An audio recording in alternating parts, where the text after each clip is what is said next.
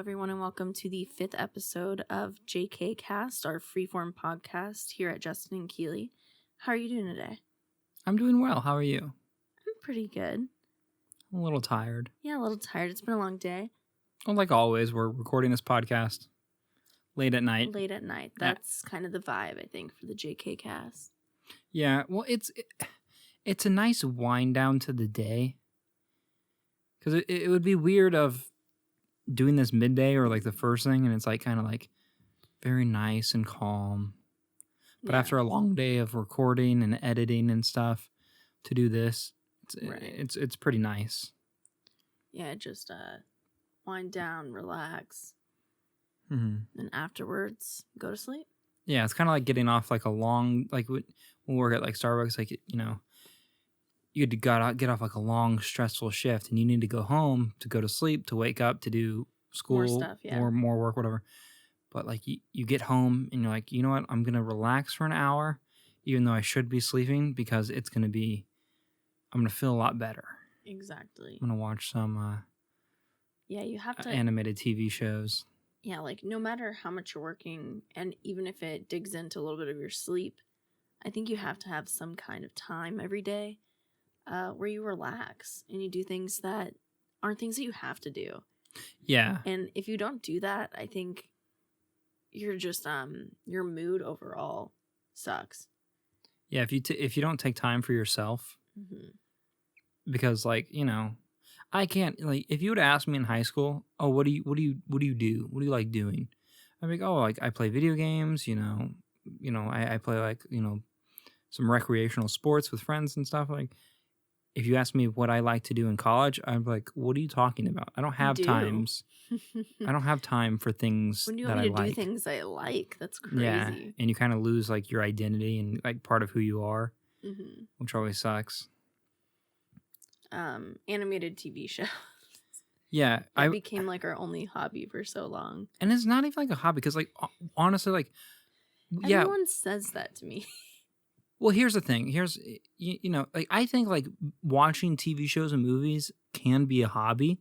Yeah. But you have to constantly watch new things, you know? Oof, no. But that's the thing, was we don't. But also, we don't really watch it. Like we've definitely watched them before and seen them, but now when we turn it on, it's always just like some background music or or like background noise, I should say. But I read something about the animated TV. The animated TV shows we're talking about are like the classics. Not even classic. Yeah, like, the generic ones. Family Guy. A lot of Seth MacFarlane. American Dad. Futurama. What's some other ones? Bob's Burgers. Burgers. Those are really the core four. And I also like Archer. You're not a big fan of Archer. I love Archer. You like Archer? Yes. Are you crazy? Why don't we watch Archer more? Sometimes I'm not in the mood for Archer. Oh, see. Because it's a little more serious. There's more of a storyline to follow. There actually is a story. So sometimes I'm just not in the mood for Archer because, like we're talking about, we want it to be background noise, really. Yeah, well, while we're doing other things. I have to like sit down and watch it. Yeah. And that's why I'm not always in the mood for it. That makes sense. But I read something recently about like the Cleveland Show, American Dad. The Cleveland Show, we haven't watched that in so long. I didn't really like the Cleveland Show. It was so funny. Even as background, there were some funny parts. Like it was either like really boring or it hit like one part that was like I thought was hilarious. I thought it was really funny. Yeah, but not that quality of a show. But I thought I still think it was hilarious. I still think Bob's Burgers or American Dad is like top 2. Oh, Bob's is like top. Yeah, for me, I really like that. Yeah, but I read something about like not Bob's Burgers, but it was mostly about like we don't watch The Simpsons, but The Simpsons, Family Guy, American Dad, Cleveland Show, those household family that was based around that. And you know they've been around for like a long time. Like Simpsons is on like season 30. I know. Family Guy is on like 20 or close to that, and then American Dad's like a few seasons behind that. But it talked about how their lifestyle is now unobtainable, which made me really sad. Because you know what it is I mean, it's like it's a 2-parent household, right? Usually like 3-4 kids, right? And one parent's working. And they have usually like a middle class job, and it's like it's like a working class job, like Homer from Simpsons, he works at a nuclear power plant, whatever, doing like a menial job there, not like a really technical job. Peter does like shipping at a brewery. Yeah, he's like at a brewery. Stan is like a Stan's at the mid-range CIA agent. That's which still not. It's still not that great, but that seems to be the best job out of all. Definitely the best. He actually has to wear a suit to his work. But homes in Virginia, are you kidding? Yeah. Near DC? Yeah. Are you kidding? I think every single one of those houses is like a nice 2-story house. Right. Yeah, they like. Well, I'm not sure about this. I haven't ever watched The Simpsons is a 2-story house. American Dad and Family Guy are both 2-story. Yeah. And they're like nice, and they were homes that would easily be. I don't know where Simpsons is Springfield. I think that's a fictional place. Yeah. There are places called Springfield, but I think they're Springfield. And I'm sure Quahog and like whatever, but I don't think the Simpsons is set in like a state. Right. But like for Langley Falls. Is Langley Falls a real city? It might be, but I don't think it is. But it's pretty much a suburb near where the CIA building is, which is in DC. Yeah, it's like suburbs in DC have the property is so expensive. Yeah, so for like American Dad and Family Guy, it's Virginia and Rhode Island. Right. And like, looking at like the neighborhoods, I'm like, those houses have to cost like, let's say $250,000 for American Dad. No, for Family Guy. Okay, for Family Guy. I think I know nothing about the housing market in Rhode Island. Me either. But I want to say for that house, $250,000 to $300,000, I think would be fair to say about. And then you also have 3 children. Plus 3 children. And your wife isn't working. They have 1 car. Well, but also Family Guy, he talks all the time in that show about being like massively in debt. Oh, yeah. So 100%. I don't think he's putting on any airs or anything. No, but I mean, I don't even think like, saying that it's like unobtainable. Like he has said many times they're massively in debt. Yeah. So. But what I mean is like, I don't even think they could, but they've been like going massively. Eventually they're going to max out on their credit cards. And I think they would have maxed out the credit cards. They would get no more credit limits. They would. Right. I feel like they would already be at the place where their house should be being foreclosed upon, repossessed, whatever. I guess at one point Lois says that they're renting the house, but I don't know if that's canon. That was an interesting bit. She said, Peter was doing some shit, and she was just like, he was damaging the house. She's like, Peter, we rent this place. He's like, yeah. She was like, be careful, we rent this place. And Stu was like, that's depressing. Yeah. See, like we've definitely watched them because we can like call back like random moments, moments to make our argument. And I'm sure no, some people watching have watched Family Guy, and they're like, no idea what they're talking about. But I'm like, I would say we're 95% accurate on the wording there. Yeah, we are huge fans. Yeah. And I'm not going to say it's like it should be like a critically acclaimed TV show. No. I don't think it's never won an Emmy, has it? No, I don't think so. Yeah, they had that whole episode. The Emmy episode? Yeah. They did like 3 different director styles. They modeled it after like the TV shows that were winning Emmys. They did like a Modern Family. Yeah. And Big Bang Theory. They kind of like mixed it around because it was only Chris who was based off of Big Bang Theory. Okay. Well, they pretty much did this whole thing saying like, okay, do we get an Emmy now? Yeah. Yeah. I mean, it's obviously not like a like you said, it's obviously not a critically acclaimed show, but it's very enjoyable. Yeah, but one thing I do want to point out about that Emmy episode is that they weren't like trying to like be like, oh, we're doing all these things right, give us an Emmy. They were trying to show that like, because they went into it on the episode in the later half of like how the Emmys are quote unquote rigged. Right. Like it's like the same shows and like the same very generic, just like Family Guy is, and that's what Family Guy gets docked on. Is like, oh, you're just a knockoff of The Simpsons, or you know, Family Guy and American Dad. All shows are like the same show. Yeah, like that's the thing. Like How I Met Your Mother, Friends, Yeah. Big Bang Theory, like they're all the same show. It's all but like a in group of different friends, setting. and they just like change it up And a it's little the bit. same amount of friends. It's the and same all amount of them. friends, and they've got like the dumb friend, And then and they got the dumb friend, they got the funny funny friend, they yeah. got the smart OCD the friend. one that's all They've after the got- girls. Yeah, like they all have the same shit. Like Joey in Friends is Barney, in How I Met Your Mother is Howard in Big Bang Theory. You know, like Yeah. they're all the same show, just with different settings and different like a different niche. And so I hate that argument whenever people are like, "Oh, well, it's just like a generalized, like it's Right. just the same show again." It's like they're all the same show. Because it's like having your cake and eating it too, or whatever that is. Because it's like that's present in all of media. You have Right. you do have Nothing musical is, like, artists new. getting like docked for like they have like the same thing over and over, like the same generic formula to their song. I'm like, yeah, okay, I can understand that. But for musicians, I give them a little bit of pass. I'm like, that's their sound. You know, Right. that's like Ariana Grande. She has like a few songs in her new album that all sound like very similar. Yeah. They're all good songs, and it really comes down to like lyrics. It comes down to lyrics and talent. Yeah. And you know, for that I'm like that's their sound. But for like TV shows that are like they have a bunch of different writers. There's like 10 writers on each one. I know basically every episode is directed by like a different person right, because that's how just TV shows work.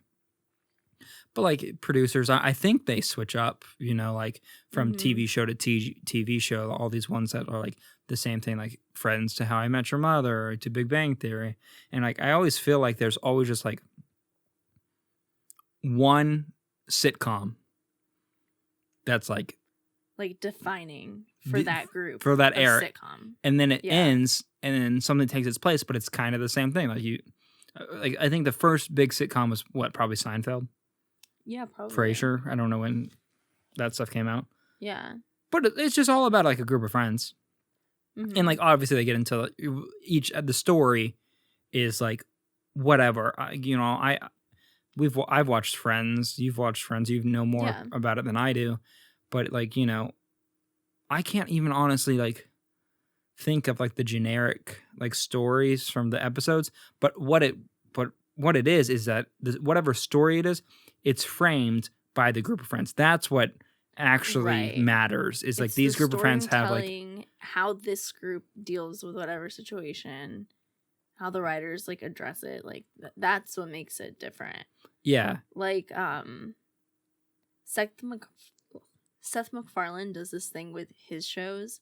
I've noticed it in recent months where whenever a new episode comes out of like Family Guy and American Dad, some weeks they'll be addressing like the same topic. Yeah. And I'm like, Seth, like at least space it out a little bit. Yeah. But then again, it's like, you know, you have to do it, like, especially if it's like a current event, it has to be topical. Because that's something that I'm not a fan of South Park, just because the animation is strange to me. And you know, if you're looking at something, it's if you don't find it visually pleasing, it's hard. It's hard, yeah. And you know, that's just like a personal hang up, like not to like dock the writers or anything. Yeah, but I do watch South Park. There's a good, I don't know if you've seen it, but there's a good documentary. I haven't seen it either, but I kind of know the general stuff about it. It's called 6 Days to Air. And it talks about how every South Park episode, they do it in 6 days, where they come up with the story, they animate it, tell whatever, and they have 6 days to put it all together before it airs. It's like SNL animated. Yeah, because that's the whole thing, is that it has to be very topical. That's like the whole thing with South Park. That's why it's like it's like slapped together animation, because it's always like on the cutting edge of what's happening in pop media. Yeah, it's always like very, very, because like, you know, and like, you know, it would probably make more sense if you caught it like, you know, whatever days it comes out on whatever channel it's on. But like, you know, we watch in today's day and age, young people were watching on streaming services. And so like, you know, we have Hulu, we have Netflix. Let's take Family Guy, for example. Family Guy is on Hulu, but they only come out, you know, this, you know, I think on Hulu there might be like 18, 19 seasons maybe, but they might be on like season 21 in real life. Right. And they're always like a season or two behind. And so when I was watching Family Guy, you know, when Trump got elected, you know, all the comedy shows, all the comedy whatever writers, they all got they their all punches in. addressed it. Yeah. But like, you know, while I was watching Family, and it wasn't until like 2018 that you got it on Hulu. When that season where they did the Trump episode came on Hulu, and I watched it, and I was like, this is like so. It might have been funny if with Trump, he did new stuff like every day. So a lot of comedians made the joke at the time that, like, I'm trying to stay topical, I'm trying to stay current, but every time I turn around, he's doing something else crazy. Yeah. And so I think when we're watching it 2 years in the future, it's just like they're making a very specific joke about something he did that week, and it's like, I don't remember. Yeah, it's like, you know? it seems so weird to me. It was like almost like I was in like a Twilight Zone, because I was like, you know, I'm like, he said that, really? Well, not even that, but I'm like, you know, I was like, I feel like this is just like so much has happened in the 2 years since like this episode actually aired on TV. Mm-hmm. Now that I'm finally seeing it, that I'm like, it doesn't even seem like current anymore, you know? Mm-hmm. We're like, yeah. I just think that's something, especially with South Park, they do just to try to, you know, like, connect with people. It's something that they can relate to, because they're like, oh, ha, ha, ha, I just saw about that in the news. Right. And I do think it loses some of its funniness, I guess, when you watch it much later in time, or if you don't remember the event, or if you hadn't read about it. Right. Just because that's really what they're aiming for. But also, we got Hulu Live recently, so now we can they have like all the current episodes. They have like the on-demand stuff, and it has ads or whatever, but like, yeah, but it's I feel much more in the know about Family Guy these days. Yeah, I guess so. But also, like, I don't know if it's like the comfortability I get from, because like we had Hulu, mm-hmm. and obviously every so often we'll start over, and like when you start from like, you know, season 1, obviously I've seen season 1 the most, mm-hmm. and then season 2 the second most, and season 3 the third most, and 4th and 5th, and so on, because every time they add a new, you know, I'm watching from the beginning. Maybe like 3 times, and then they add a new season. Where anytime one of the shows that we really like comes out with a new season on Hulu or Netflix or whatever, he has to restart from season 1 and watch all the way through to the new season, and then we'll watch the new season. Yeah. It takes so long, though, because all these shows have so many it does, and I know exactly which one you're talking about. Which one? Supernatural. In Archer, every freaking... Okay, well, Archer's 22 minutes, and it's a sitcom, and like, and you know, only whatever. Like 8 seasons it's only like now. 8. But Supernatural, they capped off at 15 seasons of an hour each. 44 minutes. But here's the reason why I do it. One, every TV show makes references to itself. But I remember them. I don't need to rewatch. Well, so do I, but I want it to be fresh, because especially for Supernatural, a show that I legitimately love, mm-hmm. I want to catch every single nuance. I want to catch like everything. Like, you know, how you watch like these great directors do movies, Christopher Nolan, Martin Scorsese, all these other people, Tarantino, you know, I'm not going to name all of them, but they'll do things in the movies where they're making callbacks to other movies they made, and they're like so very subtle. And I feel like I get so much more enjoyment if I can catch them and be like, oh my God, that's amazing. Like, oh my God. Like in this movie, Martin Scorsese is making a cameo in whatever that one movie is where Cameron Diaz robs the wealthy house owner. He made a cameo as the house owner. You're shrugging at me. I know you don't know, but like that's. I don't know. But like when I see that, I'm like, that's Martin Scorsese. Like that's him. Know what he looks like. You don't know what Martin Scorsese looks like? No. I would try to describe him to a generic old Italian man. Okay, I know exactly what he looks like now. Yeah. He kind of looks like what's the dad's name in Schitt's Creek? Like in real life or in Either, because I can't remember his name. John in the show, and He looks like an older version of him with white hair Dan Levy's dad in the show. Or is it in real life too? Dan Levi. Levy. I don't know. I thought it was Levy. Well, I heard Levy. It's Levy. It's Levy? Yeah, because I heard John Mulaney say it in one of his stand-up specials, and Dan Levy is the person who performed his marriage with him and his wife. So I think he knows how to pronounce it. So I think it's Dan Levy. I never even caught that. I know exactly what stand-up special you got. Mm-hmm. Yeah. Well, because at that time I didn't know who Dan Levy was, because that was one of John's first stand-up specials. Yeah. That he made that joke. So I guess it was his second. Yeah, it was his second. You're right. That he made that joke. And at that time, I hadn't watched Schitt's Creek and hadn't heard of Dan. So, yeah, I didn't catch that. But I was rewatching it yesterday, and I was like, oh, crap, I think I've been saying his name wrong. Oh, wow. I guess I've only ever heard you say. That's what I thought it was Levy. Yeah. But going back, assumed. that's kind of what Martin Scorsese looks like. Is like, you know. But the reason why I watch it, because I like to catch all those like little nuances and whatnot. But also, there's, TV shows do like one season a year. Yeah. And so like, season 15 starts airing for whatever TV show. Season 14 gets put on Netflix or Hulu or whatever. That's usually how it goes. Yeah. So it's been a year since I watched season 13. So I watched from the beginning. But also, if I'm watching 14 season, I enjoy the TV show.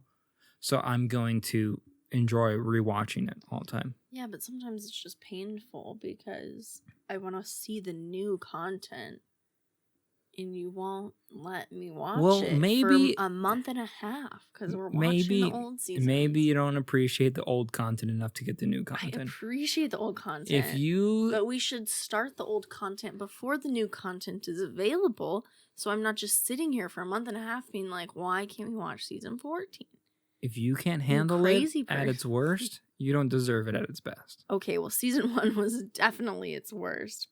I don't think it's Let's talk about season 1 of Supernatural. The only problem I have, I love Supernatural. It's my favorite TV show. Season 1 was very good content, very good story.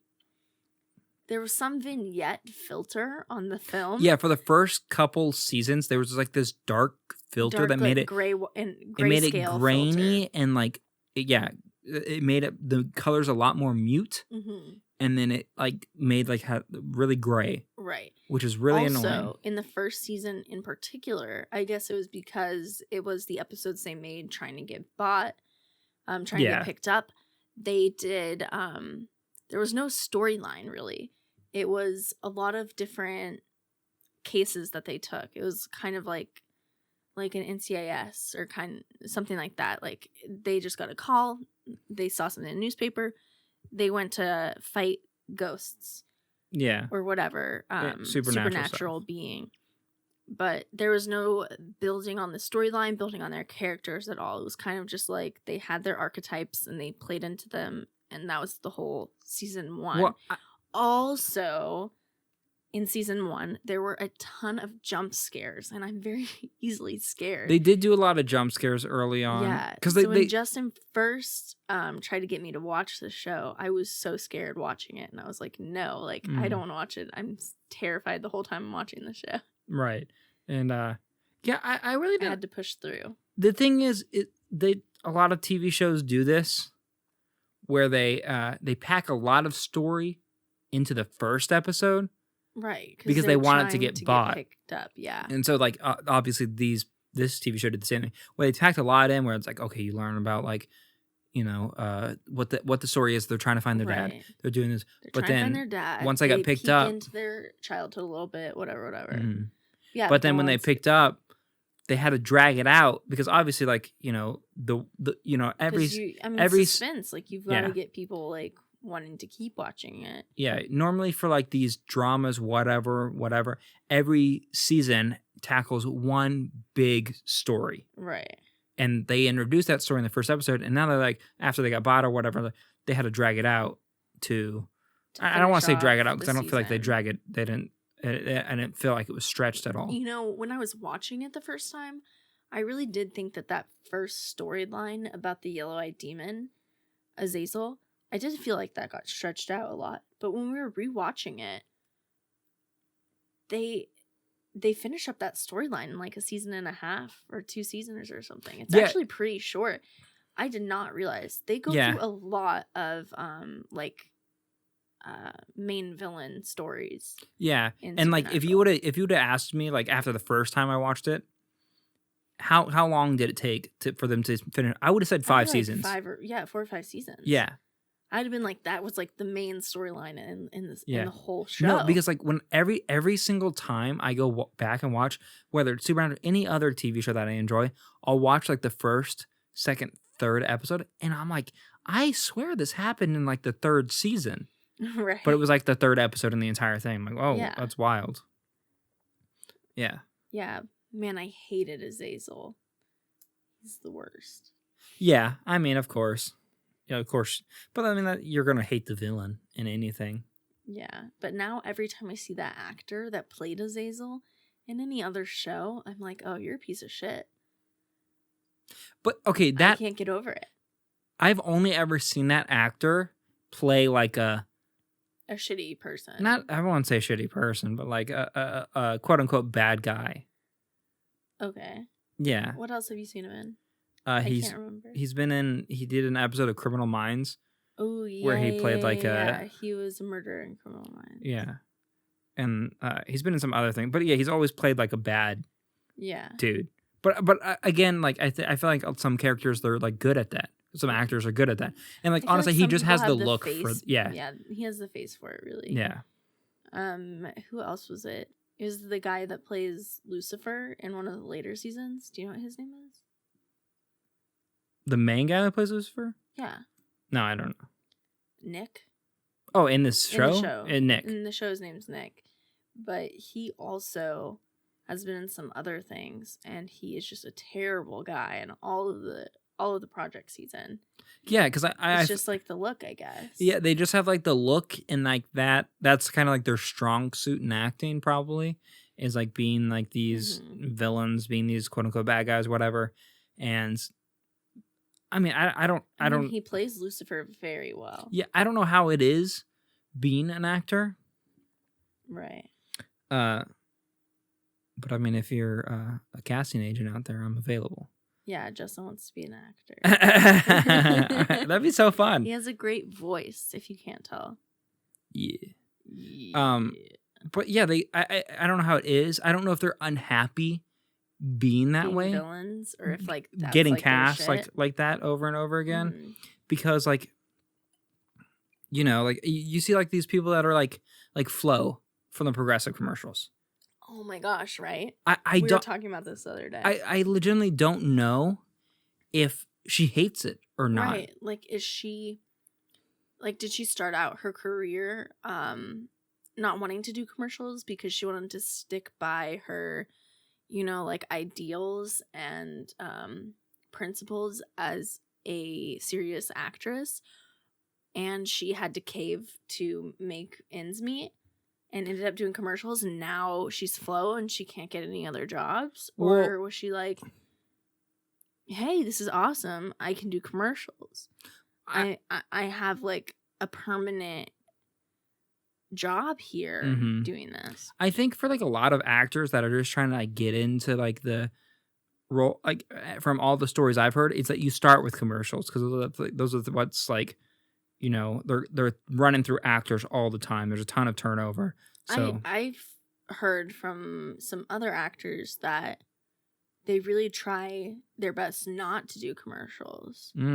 Because if you get cast as a commercial and people can only recognize you from the commercial as that person from that commercial, then they can't ever see you in a serious role. Right. And so a lot of the interviews or whatever I've seen, or people saying like, I try my best like not you know, to get into commercials, but sometimes you just have to make ends you meet. have to make money. Yeah, you have to. If you can't get any other calls, you know. But it's the same way, I guess, with you know, I guess it's like Hassan Minhaj, with the Pizza Hut commercial. right. Yeah, like, I mean, he obviously is doing very well from himself, but when he first did that commercial, a lot of people made fun of him and didn't take him seriously. But I think it's easier to come back from that as a comedian than as a actor who's trying to portray serious roles. Yeah, I try to get into dramas and stuff. It's kind of like the same thing. It's better in this scenario, but it's kind of like the same thing like when you get cast as something like either young or just like it's your first breakout role and it's a huge series and like you just get stuck in that type, like Harry Potter. Like all of the main actors have tried to do things and they haven't been like the greatest of things. But in that sense, is you've probably made enough money where you don't have to do, you can just do like random indie stuff. Feel like creatively fulfilled. But like, yeah, you have the same thing. Like the actor that plays Joey in the Friends, or did play Joey in Friends. Right. He's I think he's been vocal about like he's like Friends was great, but like I never really got to be the actor I wanted to be because I got cast in this one thing, got really big, made a ton of money, and now you're like a goofy guy. Yeah, you can't be cast in anything and else. Like he's tried to do other TV shows and he wants to be like this actor and he just can't. Joey was such an iconic character, he can't break out of that. He defined a generation like in that show. Like you can't be anyone else at that point. There's like the same for Chandler. He's tried a bunch of other TV shows and all of them fail. Yeah. It's just like what is Matthew McConnell or Matthew? No, that's Home Alone. No, that's Macaulay Culkin. Oh, yeah, but you were kind of like mixing. No, his name's Matthew. I don't know his last name. Perry. Matthew Perry. Yeah. Yeah, he started a TV show 2 years ago that I was really excited for, and I think it fizzled out. Oh, really? Yeah. But that's another thing is like a lot of times is like when you're that big of an actor, these people write a TV show with you as the main character. And it's such a... They want you to be that same person. Well, not even that. It's just like some bullshit script that they like give you and that they only plan on doing 1 or 2 seasons because they know a ton of people are going to tune in because it's the guy from Friends. Right. And they tune in and they make their money that they wanted to make. And that was the entire project. And like this actor's like left out to dry. They're like, cool. Great. Again. Yeah. But what I was going to say is that there's very few actors that have either broken out of their roles, their iconic roles, or like their stereotype. Like Brad Pitt, fantastic actor. Right. He was, when he first like brought in the scene, he was cast as like the good-looking hunk guy. You know. Yeah. And I can't remember the name of the movie, but it was he acted very well early on in his career, and it was like I really want to know what it is. Mr. and Mrs. Smith. No, that was way later on. No, I'm like talking like young, like closer to Fight Club Brad Pitt. Oh. I'll keep talking while I look this up. But he was casted and he finally landed a role where he could like actually act. And it's like really you only get like one shot at this because if you fail at this, then you're either not going to get jobs after this or you'll still get cast in whatever stereotype that you're in. And he acted fantastic. And now he did, I think most recently was Once Upon a Time in Hollywood. Once Upon a Time in Hollywood. And he was fantastic. So I can't believe it was the first time Brad Pitt and Leonardo DiCaprio were together. I know. It was such a great movie. It should have won more things, I think. But didn't Brad Pitt get an award for his role in that movie? I think he got... Did he get... Did he get an Oscar for that? For supporting actor? Maybe. He should have. I know Leonardo DiCaprio didn't get one for Best Actor. No. He didn't. He did, Was it true? Yeah, he got a Best Supporting Actor Oscar for Once Upon a Time. Yeah, no, he did extremely well. Once Upon a Time in Hollywood. It was an amazing movie. It was an amazing movie. I mean, I like Tarantino's movies. I can't. I feel like he's done so many movies. I mean, we knew what the ending was going to be, just because it was loosely based on, you know, a real story. Well, yeah, that's the thing is like I thought it was a still retelling so of that unsuspecting. story, Yeah.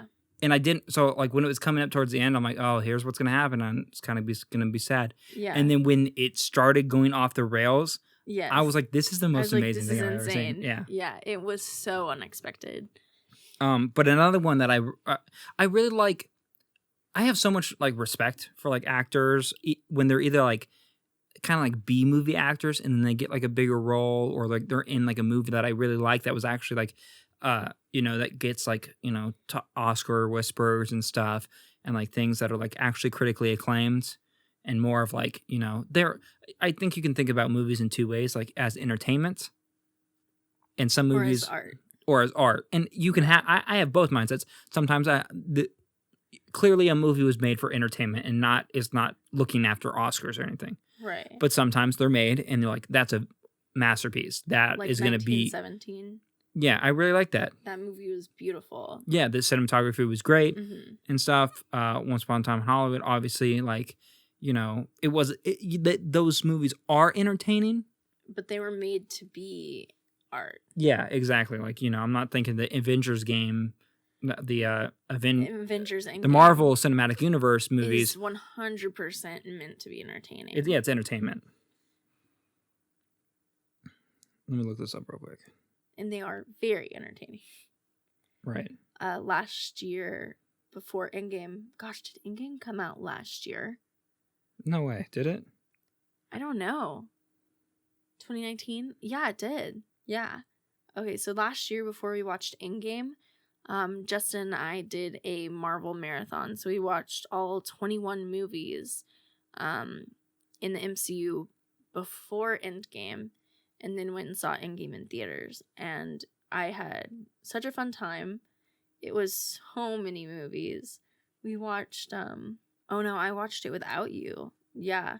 I watched one on a plane to my business trip in the fall. When I went to Boston, I think I watched one of the Captain America movies on the plane to my business trip. I got a little ahead of Justin. It was either Winter Soldier or Civil War. Yeah, it was one of those. It was one of those. I remember that. The marathon wasn't as much for Justin as it was for me, because I just hadn't really seen most of the movies. I had seen a couple out of order. And Justin really wanted me to watch them all. So you do this thing where like you'll see movies that are in like this huge series, whether it be like Star Wars or I don't like go watch them. Usually they were just on somewhere, like they're at somebody's house, or I was volunteering at the library for movie night for the kids, and that's the movie we were playing. Crazy. Like, it's not like I like sought these movies out to watch out of order. Well, yeah, but like you know, if I was sitting at home and I hadn't seen any of the Harry Potter movies, Harry Potter number 4 starts playing on TV, I'd turn off the TV. But it wasn't at my home. I understand, but like I wouldn't pay attention. You just don't have friends. Yeah, I know. So you don't understand. Oh, you doing movie night at the library? That's friends? No, I gave multiple examples. No one remembers any of the other ones. I said if I was at somebody else's house and they wanted to watch a movie. And they just picked like the third one in a series? Yeah. Okay. We'll do that. You keep strange company. But another actor I was thinking of that recently I feel like has broken out of his stereotype is Robert Pattinson. I agree, and he is such a good actor. He is, and that's what sucks is like you have people like I think in Tenet, he was so good. I think Daniel Radcliffe is a fantastic actor. I know, but he got cast as he was Harry Potter. Harry Potter, you know, and then it's so hard for a whole generation of people. He's Harry Potter. Yeah, and he's been in some other stuff, and he did live theater, which was awesome. Yeah, he did that horse one where he was naked on stage. That's wild. Yeah, that is so cool. And he's done some indie stuff, and I think he'll eventually get there. But I think he is.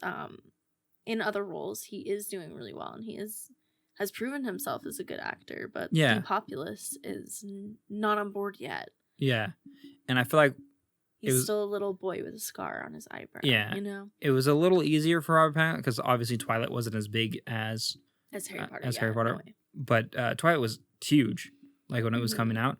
I think the best thing for these people when they're trying to shake off some crazy role that they had when they were young is to lay low for a while. And I think that's exactly what Robert Pattinson did. Well, yeah. He just really laid low, and then he started with indie movies and really defined himself as an alternative actor and a serious actor. Yeah, because that's the thing with indie movies. Indie movies are almost never trying to be entertainment solely. Right. They're trying to be art because they're trying to go to like Sundance, Toronto Film Festival. Mm-hmm. They're trying to you prove yourself that you can do well and really capture an audience when you're solely focused on creating art, then I think you've proven that you can do more serious roles. And so that's, I think, what Robert Pattinson did. And he did Water for Elephants. He did Tenet, which were two amazing roles. I think he's really proven himself. I still haven't seen it. I want to see it. The Lighthouse. Oh, yeah. We haven't seen that one yet. Yeah. I really wanted to. There was a lot of movies around that time that I wanted to see, but I think it was when I just started working after college, and I really just didn't have the time. Yeah, that makes sense. But yeah, he just I feel like Tenet was like his big break. That was like his first like big movie out of after Twilight. After Twilight, I think The Lighthouse was kind of big because it had William Dafoe in it, and William Dafoe is a fantastic actor. Willem. It is Willem Dafoe. I always do that. You just want his name to be William so bad. Yeah. Well, I hear William way more than I hear Willem. He's the only person I've ever known to know. We're changing your name. Yeah. Which I should really figure out his name. He's an actor in one of my favorite movies. But what's one of your favorite movies? Boondock Saints. Oh, I still haven't seen that. Yeah, he plays a detective in Boondock Saints. But he cross-dresses in that movie. Very cool. Yeah, it came out in like 1999. Groundbreaking. Another actress that I feel like is kind of working her way to it is Daisy Ridley. Oh yeah, getting away from Star Wars. Yeah, because Star Wars did it where it destroyed everybody's career. Yeah, everyone except for Harrison Ford. Harrison Ford was the only person that could go on after that, whether it was luck or whatever. Yeah, he went from being Han Solo, which is iconic character, to Indiana Jones, iconic character. Yeah, and he's just got that look, I think, for an adventurer. Yeah, I think he did really well, and I think I want to say, I don't know if this is true. I just think also I just think also Han Solo is more of an adventurer, like Princess Leia and Luke Skywalker. I think were those roles are very like Star Wars universe roles. I think Han Solo, his role is as an adventurer, a pilot, a like off the cuff kind of guy, and I think that can be more translated into other franchises than a Jedi. It's like you're a Jedi. Right, yeah. That's what you're that's what obviously Han Solo wasn't like the main character. Exactly. But like he had a lot of screen time. Sorry, what were you gonna say? What was I gonna say? What was I talking about? It was pretty much after I said that earlier, and then you started talking, and I was like, one more thing. Last thing I was talking about was Daisy Ridley. Yeah, we were talking about how Daisy Ridley got away, and then we said that Star Wars did that to everybody. Oh.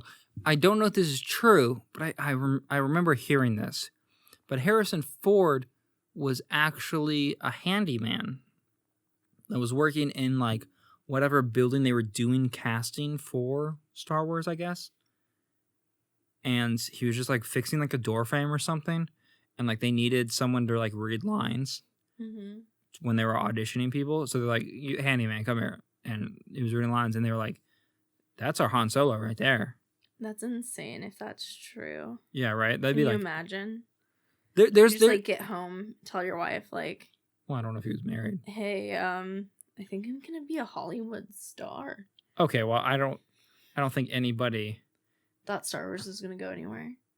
I mean, it was I think it was Too nerdy. What was it? 1977 That they started filming. that the movie came out. I thought it was an even number, 78.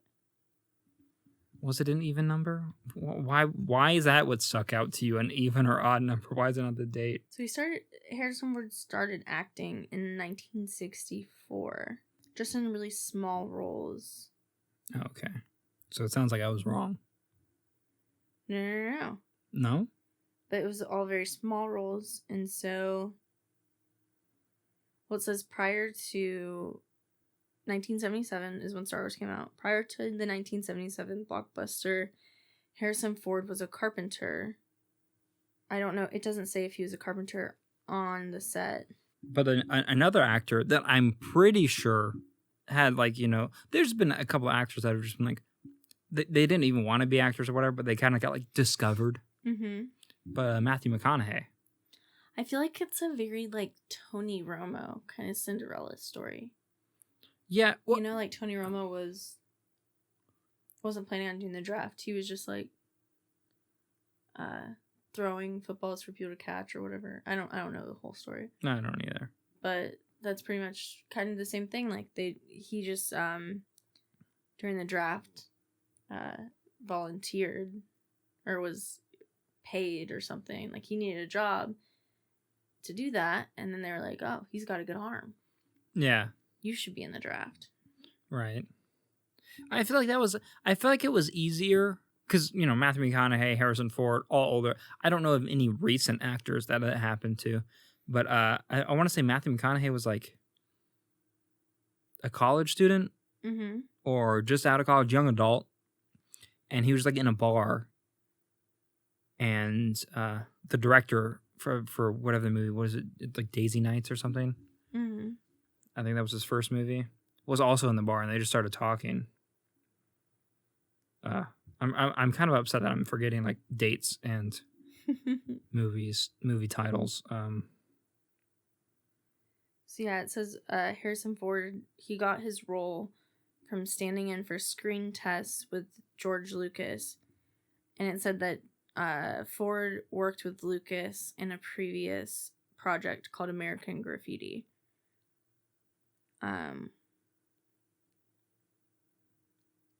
Yeah, so it just says that he helped George audition other actors for the principal parts, and he had no expectation that he was auditioning or would get the role in any way, and they picked him. It doesn't say anything about that he was like on set, but I feel like those stories always get brought up and like popularized because he was a carpenter. He was a carpenter, and he was just standing, and I feel like they got combined. So they were like, "Ooh, he was a carpenter on set." Like, I feel like they, people always like will come up with like combine a more romanticized thing of it, yeah.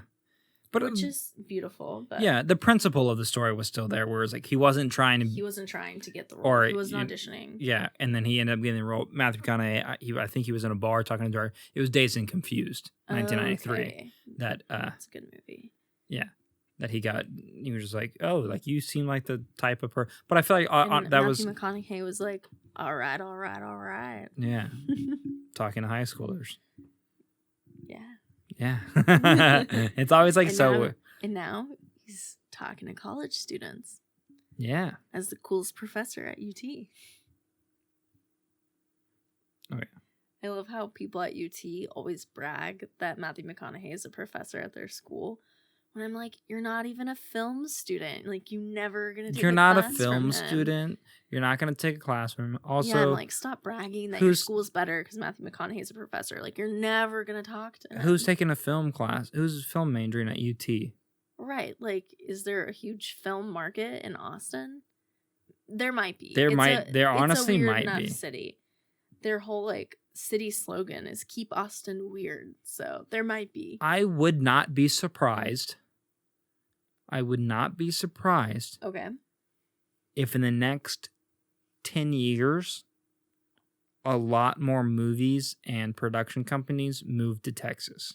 I would not be surprised either. I think Hollywood will always be Hollywood. Hollywood will always be Hollywood, but California is like doing some kind of mass migration to Texas. Well, yeah, that's just like how it works. But like a lot of movies way before Hollywood were shot in like Chicago. Mm-hmm. That was like the Hollywood.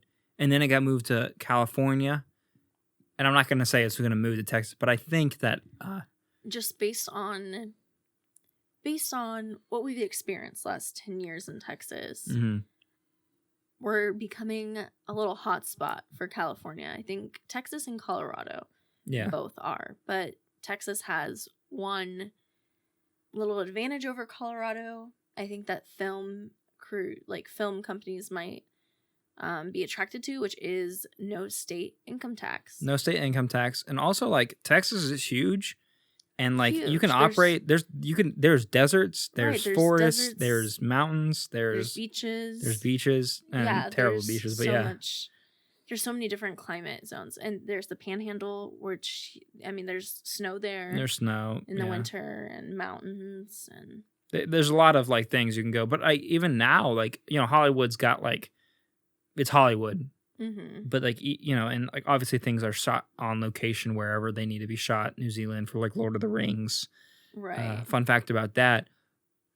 When Lord of the Rings was being shot in New Zealand doesn't have that big of a population. So, like, 1 in every 7 people at that time worked on set in some way. That's crazy, really?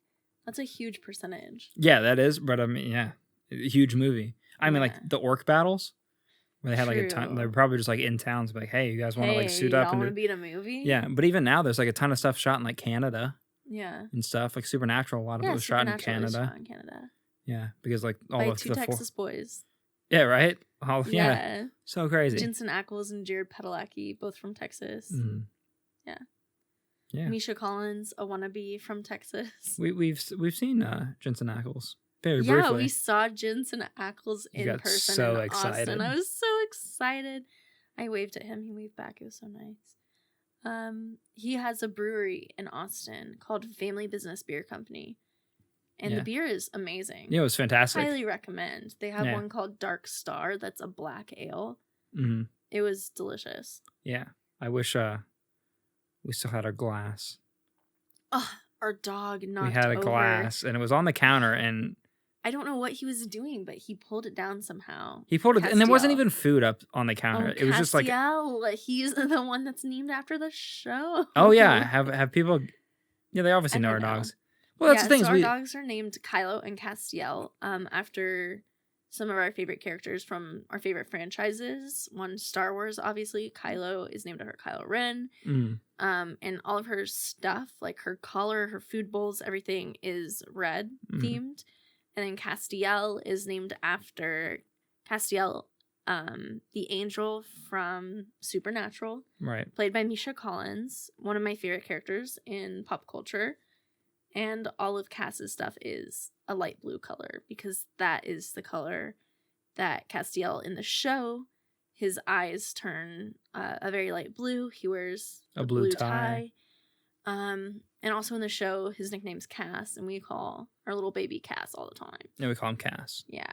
Or Cassie. Or Cassie Bessie. Or precious little baby boy.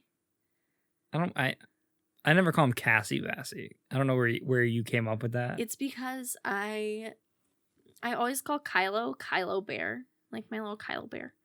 I don't know why I started that. I also never call her that. I don't know why I started calling Kylo Bear, but I did.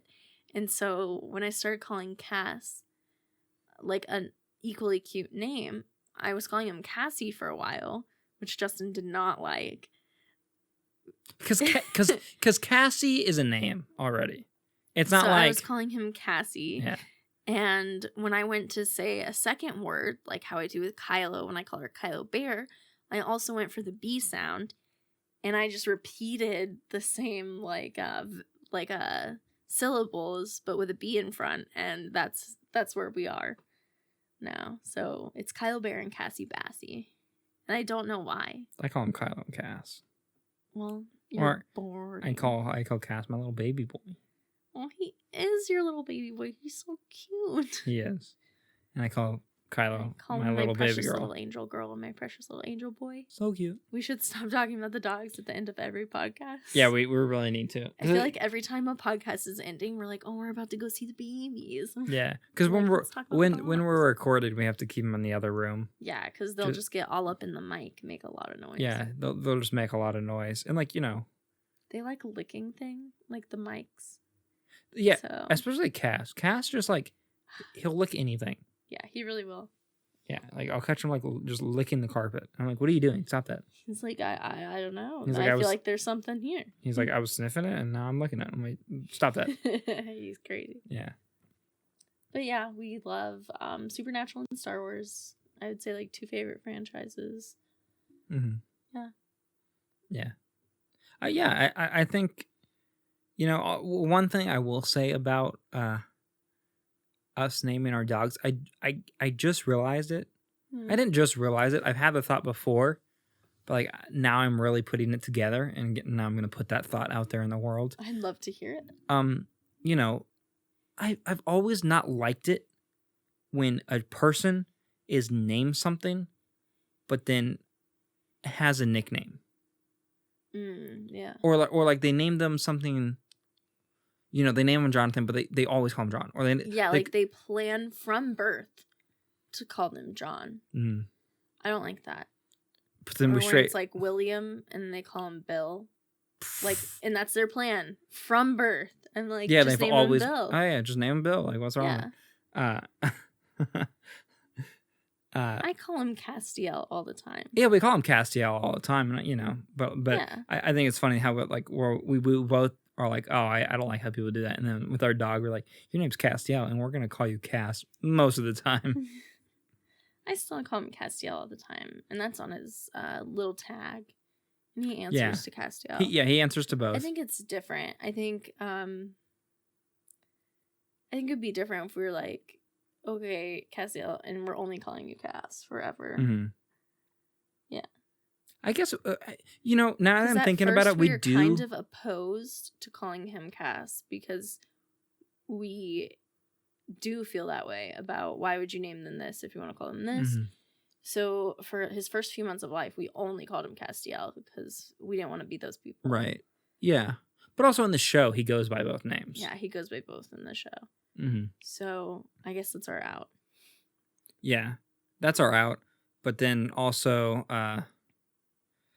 forgot what I was going to say. Oh, and now that I'm actually thinking about it, we do call him Castiel like a lot of the time. Yeah. Like whenever I'm like telling him to go, if he wants to go outside or calling him for dinner. It's a lot of times when we're doing commands. Yeah. We say Castiel. Yeah. Cass is informal. That's when I'm just telling him he's adorable. I guess we can start if we wanted to like even it out. Start calling Kylo we could give her a long name and call her Kylo Ren. Kylo Ren. Yeah. You're like, Kylo Ren, come here.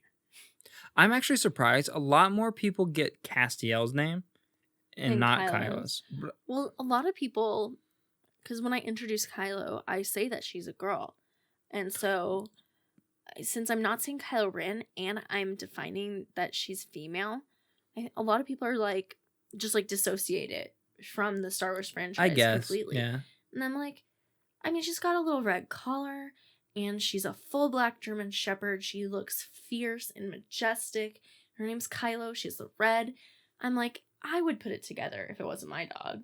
Yeah. But that's always like, something she looks terrifying. I've always Kylo. really been upset about is people misgendering our dog. But not just like random people. People that either we know, but also the daycare we take her to sometimes. The daycare we take her to. I'm like, you guys are responsible for her. We'll get like a she little has like a whole report card. Yeah, but like she has a whole folder of paperwork we had to fill like you out. have She's her like a female, you know this. You have like her vet records and stuff. Like and then we get our report card back. And it's like, he did so good today. He made so many new friends. He ate all his food. I'm just like, first of all, you don't need to put a pronoun at the beginning of each sentence in the report card. Yeah. Ridiculous. Second of all, it's kind of embarrassing that you don't know the gender of our dog when we filled out literally like a huge folder worth of paperwork. Yeah. I'm like trusting you to take care of my baby.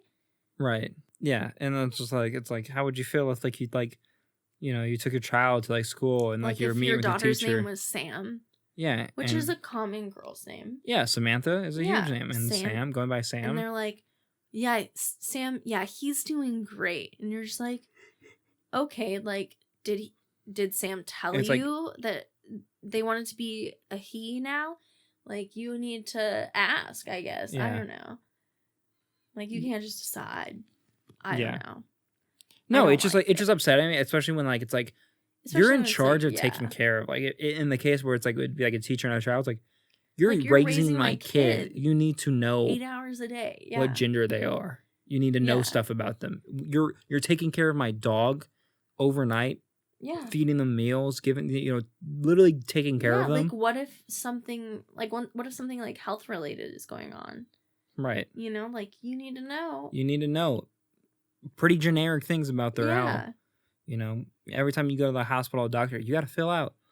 Yeah, you I'm have to male, fill out I'm a little female, thing. whatever. Yeah.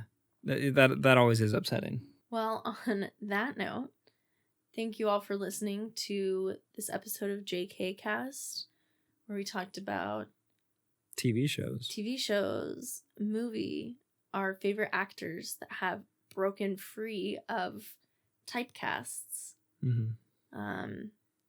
I guess a little spurse of our dogs. But we tied it into that because of their names. After movies and TV. Well, we appreciate you all being here and spending this time with us.